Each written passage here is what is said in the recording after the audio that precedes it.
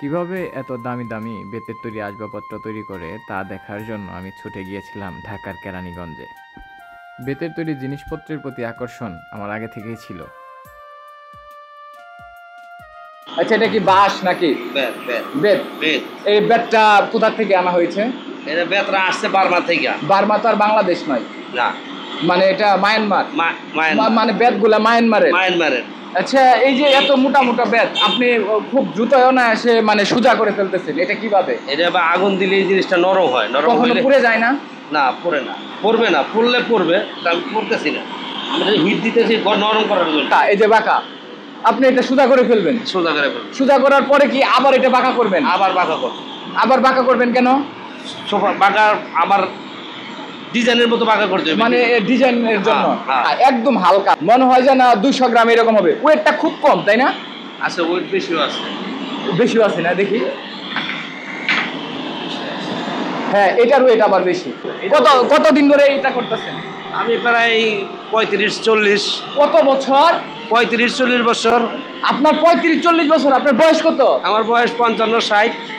মানে আপনার বয়স তো এখানে কেটে গেছে এই বেতের কারুকার্যে। এই বেতের কারুকার্যে আমি 30 বছর, আমার বয়স 46। 46? তার মানে আপনার থেকে উনি বয়সে বড়। উনি 35, আপনারা দুইজন 30-30। এটা আমাদের সবে ওস্তাদ। মানে উনি উস্তাদ? এই হ্যালো, আপনাকে তো সবাই উস্তাদ বলে সম্বোধন করতেছে।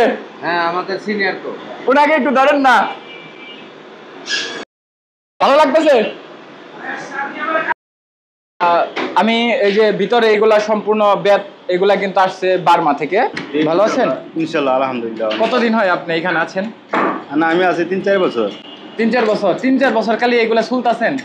না, আমি ফাস্টফুডশালি কাম করি, যেটা দেয় এটাই আমি কাম। ও, যেটাতে হেডেই মানে আজকে মানে ক্যামেরার সামনে সুলারিটা পড়ে গেছে না? ঠিক আছে। 25 বছর। 25 বছরে আপনার হাতে কত ফার্নিচার তৈরি হয়েছে? এইটা নিজে ও কইতে পারবো না, এত ফার্নিচার তৈরি করছি। নিজে বলতে পারবেন না?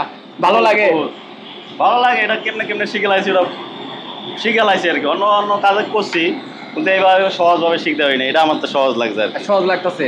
এটা কি ছাড়তে পারবেন কাজটা? এটা আমার মনে হয় যে এটা ছাড়া লাগে, অনেক চেষ্টা করছি, পারি নাই। আমার মনে হয় আর পারবো না।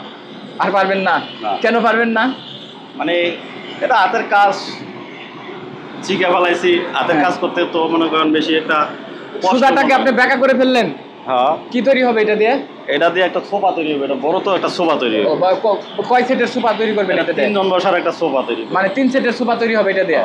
এই জন্য এটা বড় আকারে কাটা হয়েছে, সাইজ মতো মেপে কাটা হয়েছে নাকি সাইজ অনুযায়ী আসছে? মাপ মতো কাটা হয়েছে। আচ্ছা, ঠিক আছে।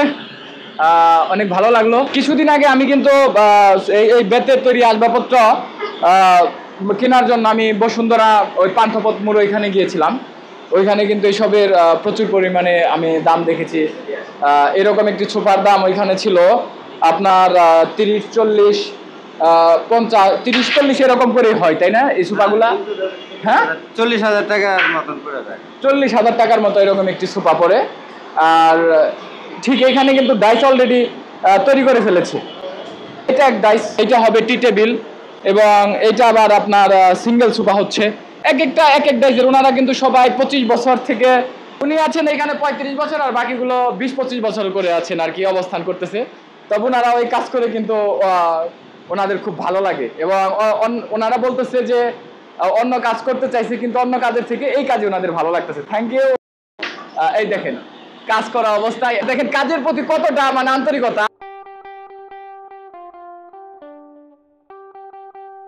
যদিও সময়টা কম ছিল, তবু ওনাদের হাসি মাখা মুখ দেখে অনেক ভালো লেগেছে। সময়টা খুব দারুণভাবে উপভোগ করেছি।